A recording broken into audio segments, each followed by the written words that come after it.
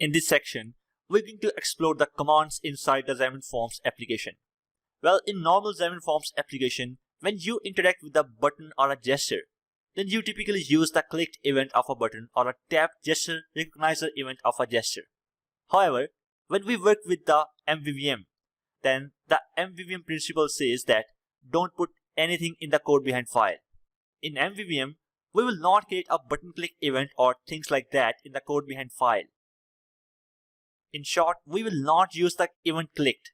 But now the question is, if we don't use the button clicked event, then how is it possible to interact with the button and other UI controls like gesture, menu item, search bar, list view, etc.?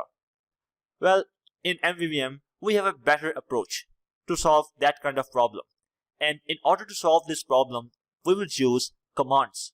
So let's understand the commands.